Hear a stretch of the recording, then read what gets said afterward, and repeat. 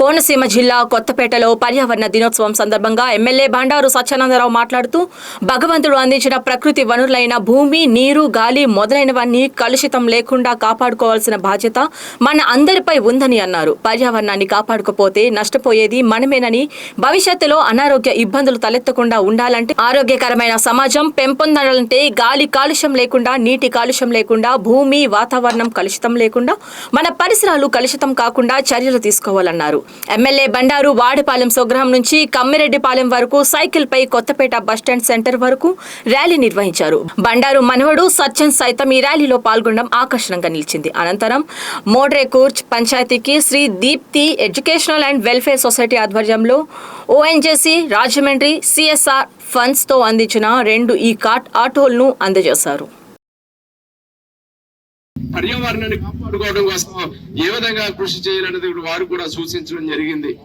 మోడీ గారు కూడా అనేక రకాలైన చర్యలు, స్వచ్ఛాంధ్ర, స్వర్ణాంధ్ర, స్వచ్ఛ భారత్, ఈనాడు ప్రతి 3వ శనివారం కూడా అన్ని గ్రామాలు పరిశుభ్రంగా ఉంచడం కోసం ప్రతి శనివారం 3వ శనివారం ఒక నెలలో స్వచ్ఛాంధ్ర, స్వర్ణాంధ్ర, స్వచ్ఛ భారత్ కార్యక్రమాన్ని నిర్వహిస్తా ఉన్నాం.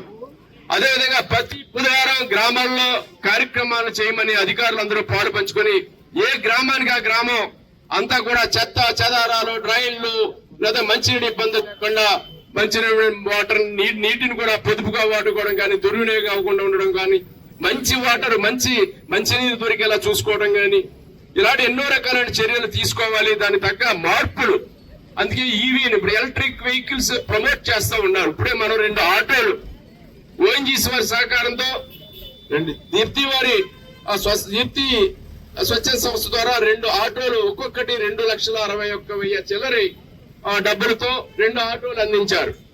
తద్వారా ఏంటంటే హైడ్రాలిక్ లిఫ్ట్ అది అదే తడి చెత్త పొడి చెత్త కింద కూడా కలెక్ట్ చేసుకుని ఒక మైక్ అనౌన్స్మెంట్ ఉంది దాని మీద, అదో పక్క నడుస్తూ ఉంది. ఈ 2 వెహికల్స్ అన్ని గ్రామాల్లో తీసుకురావాలని నేను ప్రయత్నం చేస్తూ ఉన్నాను. ప్రతి పంచాయతీలలో కూడా ఈ విధమైన బ్యాటరీ ఆపరేటెడ్ లేదా ఈవీ వెహికల్స్ తీసుకురావాలని ఆలోచన చేస్తూ ఉన్నాను.